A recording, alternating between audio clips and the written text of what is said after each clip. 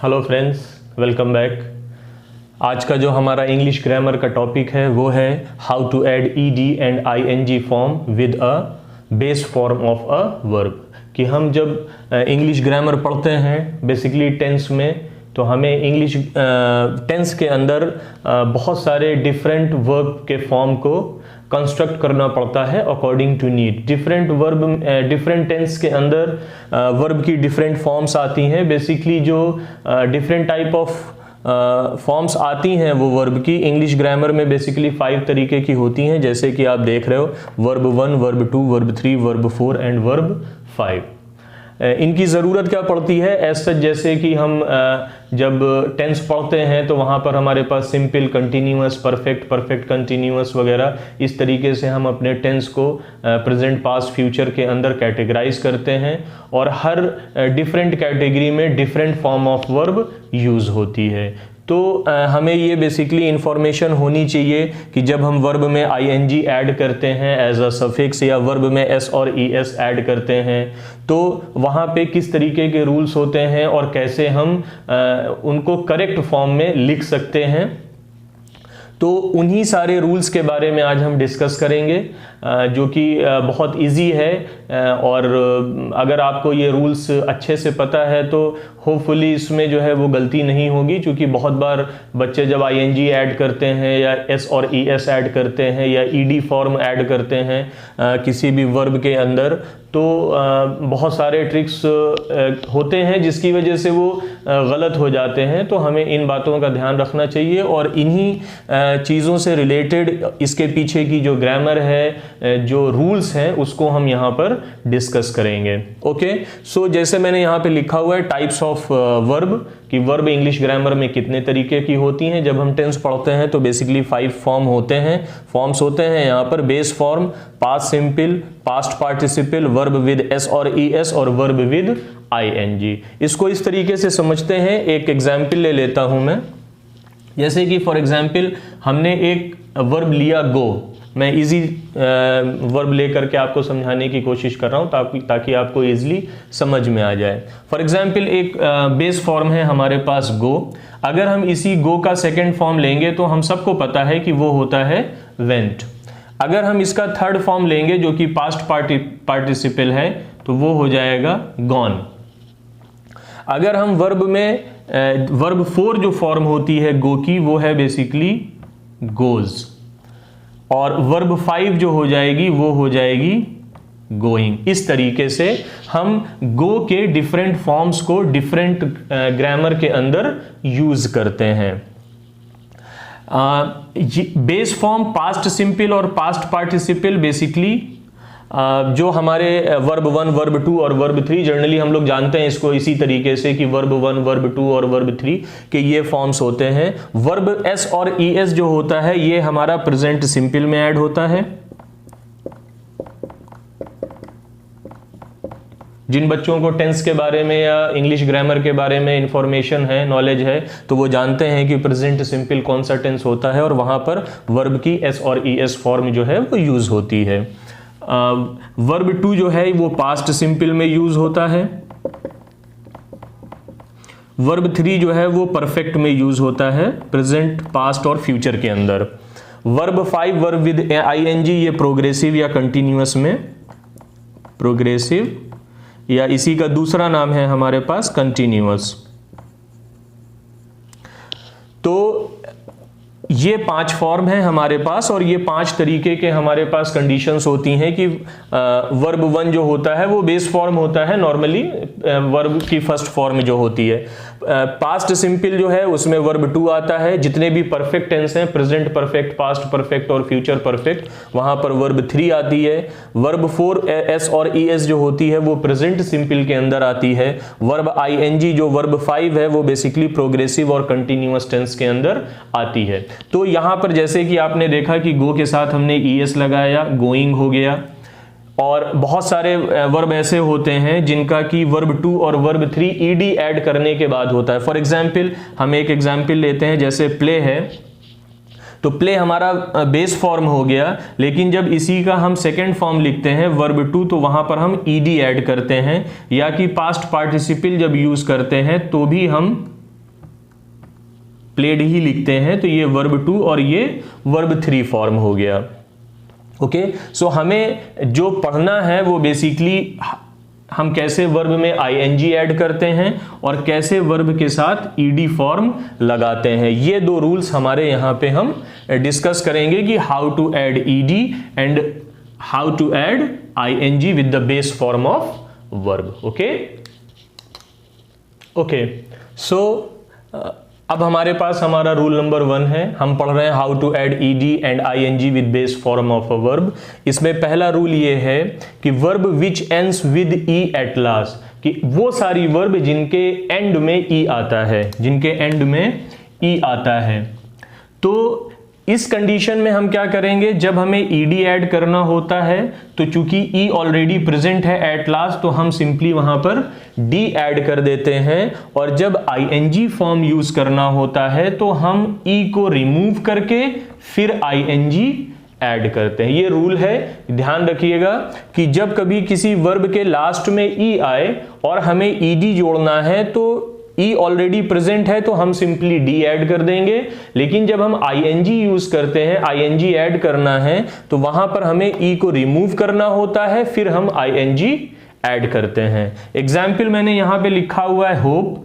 अगर आप इसमें ed ऐड करेंगे मान लीजिए, तो ये e हमारा ऑलरेडी प्रेजेंट है यहां पर, तो हम 2 बार e नहीं लिखते हैं, हम सिंपली लिख देंगे HOPE एंड डी, सिंपली हमने डी ऐड कर दिया। ओके, लेकिन जब इसी होप में हम ing ऐड करते हैं तो हम ये e यहां से रिमूव करते हैं और हम लिखते हैं HOPING। ओके, इसी का एक दूसरा एग्जाम्पल मैं आपको बता देता हूं। फॉर एग्जाम्पल जैसे हमारे पास कम है, कम में आप देखेंगे कि लास्ट में क्या है, e है। अगर हमें इसमें ing ऐड करना है तो हम लास्ट का e हटा देते हैं और हमारे पास हो जाएगा COMING। ओके, होप कि आपको समझ में आ गया होगा ये। इसके एक्सेप्शंस क्या हैं, B और C। B और C आप देखें इन दोनों वर्ब्स के एंड में हमारे पास e है। रूल ये कहता है कि जब कभी हमें यहां पर ing ऐड करना है तो हम यहां से e को रिमूव करेंगे, बट एक्चुअल में ये एक्सेप्शंस हैं। तो हम जब b में ing ऐड करते हैं तो हम कुछ भी रिमूव नहीं करते हैं, सिंपली हम ing जस्ट ऐड ing, हमें सिंपली ing ऐड कर देना है, e को रिमूव नहीं करना है। दूसरा एग्जाम्पल है हमारे पास c का, तो c प्लस ing जो होता है वो भी यही होगा, सीइंग, लाइक दिस। ओके, यहां पर हमने क्या किया है, रूल के अकॉर्डिंग जो लास्ट का ई था जिसको हमें रिमूव करना था वो हमने रिमूव नहीं किया है, that is why these are exceptions. Okay, so ये हमारा रूल नंबर 1 हुआ। इसको एक बार दोबारा रिवाइज कर लेते हैं कि रूल नंबर 1 ये कहता है कि जिस वर्ब के अंदर लास्ट में ई अल्फाबेट आता है, अगर हमें वहां पर ed ऐड करना है तो सिंपली हम d ऐड करते हैं, और जब हमें ing ऐड करना होता है तो हम e को रिप्लेस करते हैं, फिर उसके बाद वहां पर ing ऐड कर देते हैं। एग्जाम्पल्स में मैंने दिए आपको होप, कम। ओके, ये 2 एग्जाम्पल थे। अब जैसे एक और एग्जाम्पल यहां पे लिख देते हैं, ड्राइव। ओके, ड्राइव में भी आप देखेंगे तो लास्ट में ई है, अगर हमें इसके साथ ing ऐड करना है तो ये हो जाएगा DRIVING। यहां से भी हमने लास्ट v के बाद का जो ई था उसको रिमूव किया और सिंपली ing ऐड कर दिया। तो होप ये रूल नंबर 1 आपको समझ में आ गया होगा। Okay okay, so here comes our rule number 2।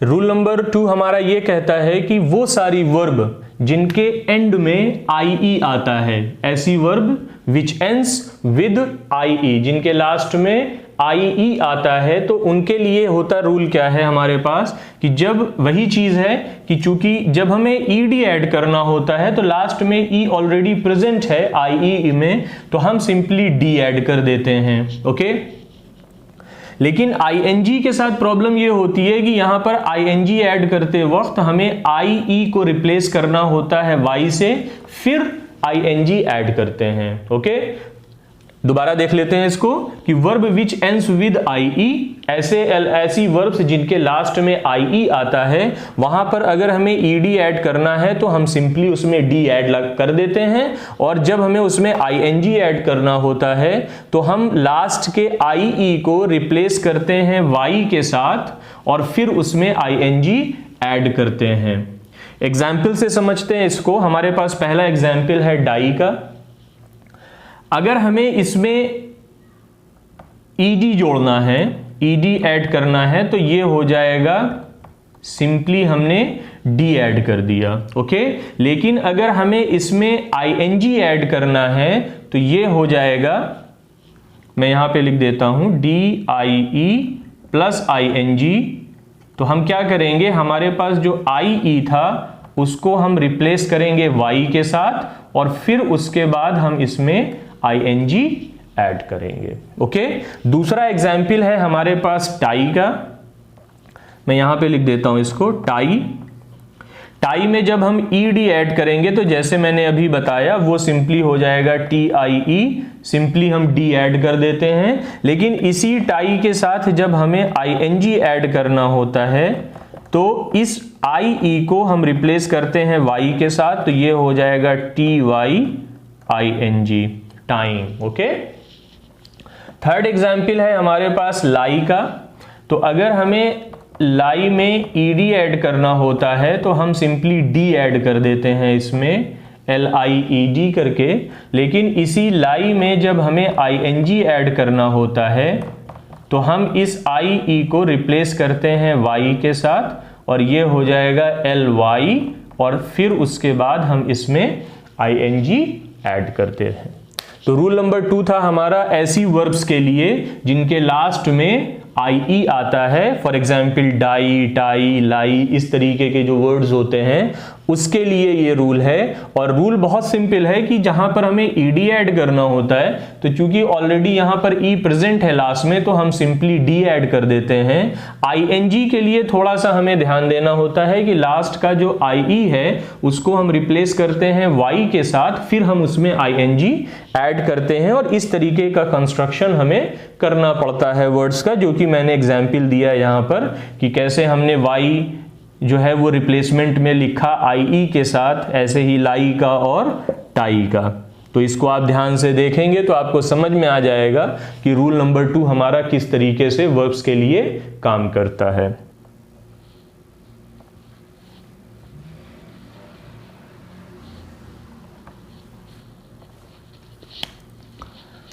Okay, so अब हमारे पास जो रूल आता है ये है रूल नंबर 3। रूल नंबर 3 उन वर्ब्स के लिए है जिनके लास्ट में Y आता है, कि ऐसी सारी वर्ब्स जिनके अंदर लास्ट अल्फाबेट, जिनकी स्पेलिंग में लास्ट अल्फाबेट Y आता है। तो जब हम इनके साथ ED ऐड करते हैं तो ED के लिए हमारे पास बेसिकली 2 रूल्स होते हैं कि हमें चेक करना होता है अगर Y के पहले हमारे पास एक वॉवेल है तो रूल हमारा डिफरेंट हो जाएगा, और अगर Y के पहले कॉन्सोनेंट है तो रूल हमारा ED के लिए डिफरेंट होगा। हम इनको 1 बाय 1 चेक करते हैं और समझने की कोशिश करते हैं कि हम कैसे अपने वर्ब को ED के साथ कंस्ट्रक्ट करेंगे जिनमें basically Y at the end आता है, ओके। सो ऐसी वर्ब्स जिनके लास्ट में Y आता है और Y के पहले एक वॉवेल आए तो हमें ED ऐड करने के लिए कुछ नहीं करना रहता, सिंपली हम ED को ऐड कर देते हैं, ना कुछ कम करते हैं ना कुछ ज्यादा करते हैं उसकी स्पेलिंग में। फॉर एग्जाम्पल जैसे हमारे पास प्ले लिखा हुआ है, आप देखेंगे कि प्ले में लास्ट अल्फाबेट Y है और Y के पहले A which is a consonant, which is a vowel, sorry which is a vowel. So हम यहां पर जब इसमें ED ऐड करेंगे तो हम सिंपली PLAYED ऐसा करके ऐड कर देंगे। इसमें हमने कुछ भी कम या ज्यादा नहीं किया है, क्यों? क्योंकि Y के पहले हमारे पास A है और A एक वॉवेल है, ओके। रूल नंबर 2 हमारा कहता है कि अगर हमने देखा कि Y एट लास्ट है और Y के पहले कॉन्सोनेंट प्रेजेंट है तो हम क्या करेंगे कि we will replace Y with I then add ED, कि हम Y को रिप्लेस कर देंगे किसके साथ? I के साथ, फिर हम उसमें ईडी ऐड करते हैं। जैसे कि हमारे पास दो एग्जाम्पल्स मैंने लिए हुए हैं, ट्राई और क्राई। तो जब अब हमने देखा कि वाई के पहले हमारे पास आर है इन दोनों कंडीशन में, और हमें इसमें ऐड करना है ईडी, तो हम क्या करेंगे, हम सिंपली टी आर वाई को रिप्लेस करेंगे आई के साथ, फिर हम इसमें ईडी लिखेंगे। इसी तरीके से क्राई का कंस्ट्रक्शन करेंगे, सी आर वाई को हम रिप्लेस करेंगे आई के साथ, फिर सिंपली इसमें ईडी ऐड करेंगे। ओके, सो ये बेसिकली दो रूल्स थे हमारे उन वर्ब्स के लिए जिनके एंड में वाई आता है। हमें सिंपली देखना होता है कि वाई के पहले वॉवेल प्रेजेंट है कि कॉन्सोनेंट प्रेजेंट है। अगर वॉवेल है तो कुछ भी कम ज्यादा नहीं करना है, हमें सिंपली उसमें ईडी लगा देना है। बट अगर वाई के पहले कॉन्सोनेंट प्रेजेंट है तो हम लास्ट के वाई को रिप्लेस करेंगे आई के साथ, फिर उसमें हम ईडी ऐड करेंगे। ओके, अब ऐसी वर्ब्स जिनके एंड में वाई है और हमें ऐड करना है उसमें आईएनजी, हमने ईडी पढ़ लिया है, अब हमें आईएनजी फॉर्म पढ़ना है। ऐसी वर्ब्स का जिनके लास्ट में वाई आता है, इसमें कुछ भी सोचने समझने की जरूरत नहीं है, हमें सिंपली आईएनजी को उसमें ऐड करना है। जैसे तीन एग्जाम्पल्स है हमारे पास, प्ले, क्राई और ट्राई। जब हमें इसमें आईएनजी ऐड करेंगे तो हम सिंपली इसमें आईएनजी ऐड करते चले जाएंगे, हमें कुछ भी इसमें नया नहीं करना है। तो ये इस तरीके का कंस्ट्रक्शन यहां पर बनेगा, प्लेइंग, क्राइंग और ट्राइंग। तो ये था हमारा rule number 3, which is for all those verbs which ends with Y. ऐसी वर्ब्स जिनके एंड में वाई आता है तो हम कैसे वहां पर ईडी ऐड करेंगे और कैसे उसमें आईएनजी ऐड करेंगे, ये यहां पर हमारे पास विद एग्जांपल्स हमने इसको समझने की कोशिश की। Here comes our rule number 4। ये रूल जो है वो ऐसी वर्ब्स के लिए हम चेक करने जा रहे हैं जिनके एंड में टू डिफरेंट कॉन्सोनेंट्स प्रेजेंट होते हैं, टू डिफरेंट कॉन्सोनेंट्स प्रेजेंट होते हैं। इसमें ये बहुत सिंपल रूल है, इसमें कुछ समझने वाला सच है नहीं। इसमें हम चाहे ईडी ऐड करें या आईएनजी ऐड करें, हमें सिंपली उनको ऐड कर देना होता है बिना कुछ कम किए या बिना कुछ ज्यादा किए। ओके, सिंपली हमें सिर्फ देखना यह है कि जो लास्ट के दो अल्फाबेट होंगे वो टू डिफरेंट वॉवेल, सेम नहीं, डिफरेंट वॉवेल्स अगर होते हैं, सॉरी डिफरेंट कॉन्सोनेंट्स अगर होते हैं, अगर हमारे पास लास्ट में टू डिफरेंट कॉन्सोनेंट्स होते हैं तो हम उनमें सिंपली ईडी और आईएनजी ऐड कर देते हैं। जैसे हमारे पास एक एग्जाम्पल है स्टार्ट, तो स्टार्ट में आप देखेंगे तो हमारे पास जो लास्ट के दो अल्फाबेट हैं वो दोनों कॉन्सोनेंट हैं और डिफरेंट कॉन्सोनेंट हैं, सेम कॉन्सोनेंट नहीं है। तो इस कंडीशन में जब हम यहां पर ईडी ऐड करें या हम इसमें आईएनजी ऐड करें तो हमें सिंपली ऐड कर देना हो जाता है और ये हो जाएगा स्टार्टेड और ये हो जाएगा स्टार्टिंग। ओके, सिंपली हमने ईडी ऐड कर दिया और सिंपली हमने आईएनजी इसमें ऐड कर दिया। ओके, सो ये था हमारा रूल नंबर 4, जिसमें कि हमारे लास्ट के दो अल्फाबेट डिफरेंट कॉन्सोनेंट्स होते हैं तो हम सिंपली ईडी और आईएनजी को लास्ट में ऐड कर देते हैं, इसमें हमें कुछ भी कम या ज्यादा नहीं करना रहता है। आई होप कि आप समझ गए होंगे ये रूल नंबर हमारा 4, जो कि लास्ट के दो डिफरेंट कॉन्सोनेंट के लिए एप्लीकेबल है।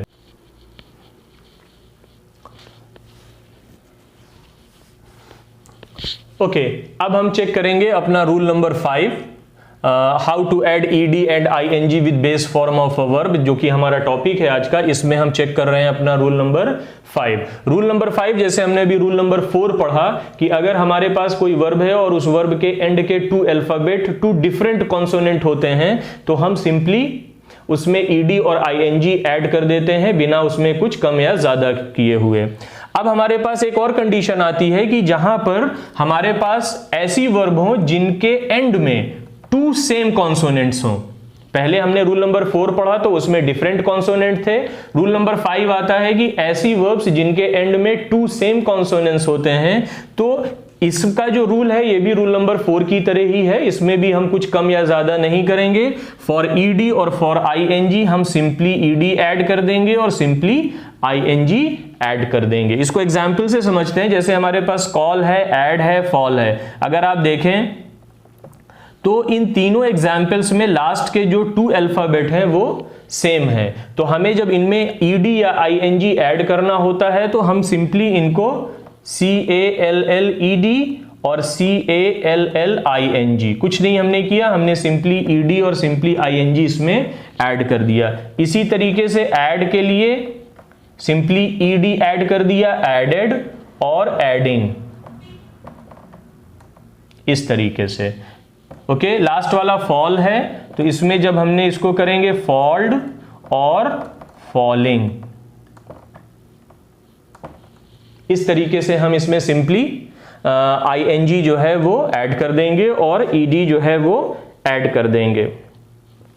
ओके, सो ये हमारे पास सिंपली रूल नंबर 5 था ऐसी वर्ब्स के लिए जिनके एंड में हमारे पास 2 सेम कॉन्सोनेंट प्रेजेंट होते हैं, फॉल, कॉल और ऐड। तो हमें उनमें सिंपली ईडी और सिंपली जो है वो आईएनजी ऐड कर देना होता है, बिना कुछ कम या ज्यादा किए हुए। होप कि आप लोग ये चीज समझ गए होंगे। ये था हमारा रूल नंबर 5।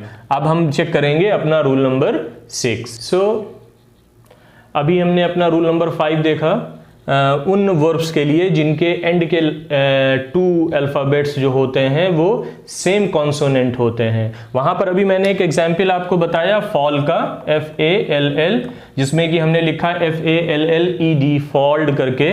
तो एक्चुअल में वो सिर्फ समझाने के लिए है आपको कि इस तरीके का स्ट्रक्चर होता है, बट एक्चुअल में अगर आप फॉल का जो वर्ब 2 देखेंगे तो वो बेसिकली क्या होता है, फेल, और वर्ब 3 इसका होता है फॉलन करके। ओके, बट ईडी ऐड करने का जो रूल तरीका जो था वो मैंने आपको उस तरीके से बताया, बट एक्चुअल में फॉल जो होता है वो वर्ब 2 और वर्ब 3 फेल और फॉलन के कंस्ट्रक्शन में होता है। ओके, सो अभी हमारे पास रूल नंबर 6 है। रूल नंबर 6 में ये बेसिकली बहुत इंपॉर्टेंट है। ये रूल ऐसी वर्ब्स के लिए है जिनके की लास्ट के, ध्यान से सुनिएगा, लास्ट के 3 अल्फाबेट्स का अरेंजमेंट कॉन्सोनेंट, वॉवेल, कॉन्सोनेंट के फॉर्म में होता है। जैसे कि मैंने यहां पर एग्जाम्पल लिखे हुए आप देखिएगा, तो स्टॉप है, स्टॉप में जो लास्ट के 3 अल्फाबेट हैं ये TOP, तो ये बेसिकली कॉन्सोनेंट है, ये वॉवेल है और ये कॉन्सोनेंट है। इसी तरीके से रॉब में ये कॉन्सोनेंट है, ये वॉवेल है और ये कॉन्सोनेंट है। स्विम में ये कॉन्सोनेंट है, वॉवेल और कॉन्सोनेंट। रन में कॉन्सोनेंट, वॉवेल, कॉन्सोनेंट। इसको हम बोलते हैं CVC रूल, और ये उन वर्ब्स के लिए है जिनके कि लास्ट के 3 अल्फाबेट्स का अरेंजमेंट कॉन्सोनेंट, वॉवेल, कॉन्सोनेंट के फॉर्म में होता है। ओके, ऐसे केस में जब हम ईडी या आईएनजी ऐड करते हैं इन सारी वर्ब्स के साथ, सो वहां पर हमें करना क्या होता है, लास्ट का जो कॉन्सोनेंट होता है उसको डबल करना होता है, उसको हमें 2 बार लिखना होता है। ओके, तब फिर उसमें हम ईडी और आईएनजी ऐड करते हैं। जैसे कि स्टॉप है, जैसे कि स्टॉप है हमारे पास, तो स्टॉप में जब हम ईडी ऐड करेंगे तो ये हो जाएगा STOPPED।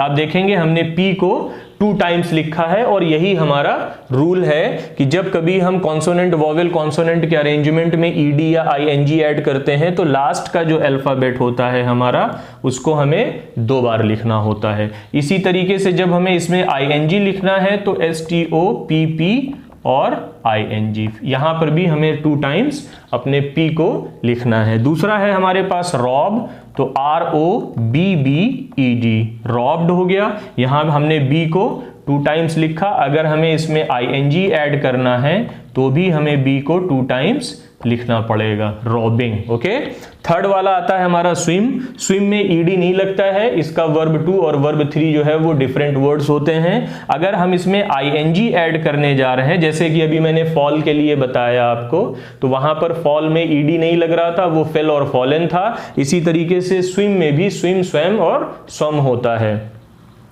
तो स्विम में जब हम आईएनजी ऐड करेंगे तो हमारे पास जो लास्ट अल्फाबेट आता है M, उसको हम डबल करके लिखेंगे और फिर उसको हम ING लिखेंगे। इसी तरीके से रन जो होता है, रन को भी जब हम इसमें ING ऐड करते हैं तो N को हमें 2 टाइम्स लिखना होता है। ओके, तो होप आप समझ रहे होंगे कि इस तरीके से हमारा कॉन्सोनेंट वॉवेल कॉन्सोनेंट का रूल होता है कि ऐसी वर्ब्स जिनके लास्ट के 3 अल्फाबेट कॉन्सोनेंट वॉवेल कॉन्सोनेंट के फॉर्म में अरेंज होते हैं, तो वहां पर हमें ईडी और आईएनजी लगाने के लिए लास्ट का जो लास्ट अल्फाबेट जो होता है उसको हमें 2 बार लिखना होता है, उसको हमें डबल करके लिखना होता है, फिर हम उसमें ईडी और आईएनजी लगाते हैं। ओके, यहां पर एग्जाम्पल है जैसे स्टॉप, रॉब, स्विम और रन करके, तो आप यहां से आप देख सकते हैं कि बेसिकली हमने कैसे अपने लास्ट अल्फाबेट को कॉन्सोनेंट वॉवेल कॉन्सोनेंट के अरेंजमेंट में 2 टाइम्स लिखा, उसके बाद फिर उसमें ईडी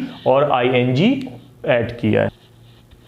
ओके, सो अभी हमने अपना चेक किया रूल नंबर 6, जो कि बेसिकली कॉन्सोनेंट वॉवेल कॉन्सोनेंट के अरेंजमेंट के लिए था, कि जहां पर हमारे पास लास्ट के 3 अल्फाबेट्स कॉन्सोनेंट वॉवेल और कॉन्सोनेंट के फॉर्म में अरेंज होते हैं, तो हम अपना लास्ट का जो कॉन्सोनेंट होता है उसको डबल करके लिखते हैं, फिर उसमें ईडी और आईएनजी ऐड करते हैं। अभी हमारे पास आया है rule number 7। Rule number 7 basically ऐसी वर्ब्स के लिए है जिनके की लास्ट के 3 अल्फाबेट्स का अरेंजमेंट वॉवेल वॉवेल कॉन्सोनेंट के फॉर्म में होता है, VVC, वॉवेल वॉवेल कॉन्सोनेंट। तो इसमें हमें कुछ नहीं करना, सिंपली ईडी और आईएनजी हम इसमें ऐड कर देते हैं। हमारे पास एग्जाम्पल है, आप देखें यहाँ पे क्रीप और ड्रीम। तो अगर आप यहां पे लास्ट के 3 अल्फाबेट देखें तो वॉवेल वॉवेल और कॉन्सोनेंट, यहां पे भी वॉवेल वॉवेल और कॉन्सोनेंट। जब इस तरीके का अरेंजमेंट हमारे पास होता है तो हमें कुछ नहीं करना, सिंपली अगर हमें ईडी ऐड करना है तो ये हो जाएगा CREAP, ईडी, हमें सिंपली ईडी ऐड कर देना है और सिंपली आईएनजी ऐड कर देना है। इसी तरीके से ड्रीम में होता है DREAM, ईडी, ड्रीम्ड, और ड्रीमिंग DREAM और ING.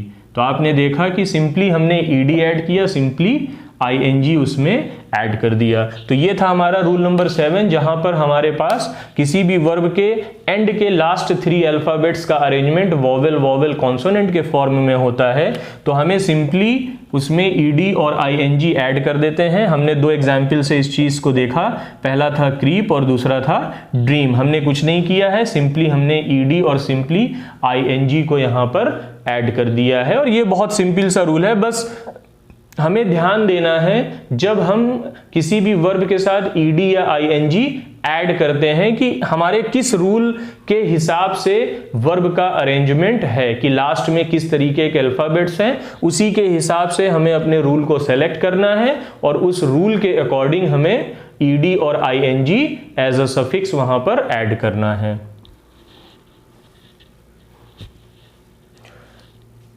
Okay, here comes our rule number 8, जो कि हमारे पास इस फॉर्मेट या इस चैप्टर के हिसाब से कि how to add ED and ING with base form of a verb, ये हमारा लास्ट रूल है।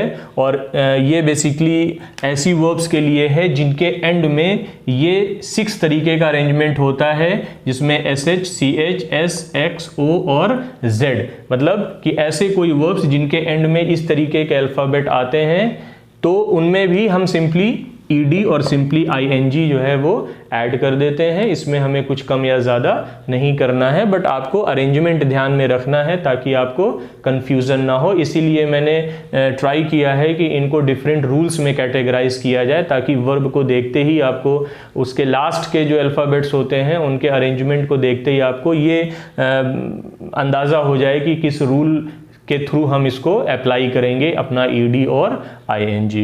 तो हमारे पास बेसिकली जो ये रूल नंबर 8 है, ये उन वर्ब्स के लिए है जिनके एंड में SH, CH, S, X, O और Z आता है, और इसमें हमें सिंपली ईडी और सिंपली आईएनजी ऐड करना रहता है। हमने 2 एग्जाम्पल लिए हैं, पुश और स्विच। आप देखें तो इनके लास्ट में SH और CH है, तो अगर हम इनका ईडी फॉर्म ऐड करेंगे तो ये हो जाएगा, सिंपली हमने उसमें ईडी ऐड कर दिया पुश्ड, और अगर हमें इसमें आईएनजी ऐड करना है तो सिंपली हमने आईएनजी ऐड कर दिया। इसी तरीके से स्विच को हम देखेंगे,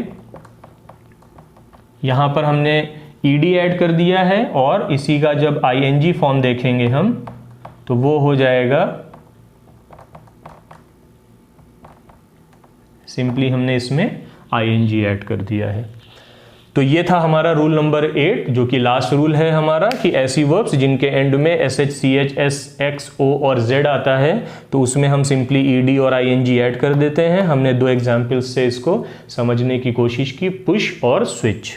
होप कि आपको how to add ED and ING with base form of a verb इस टॉपिक से रिलेटेड अब कोई प्रॉब्लम नहीं होगी।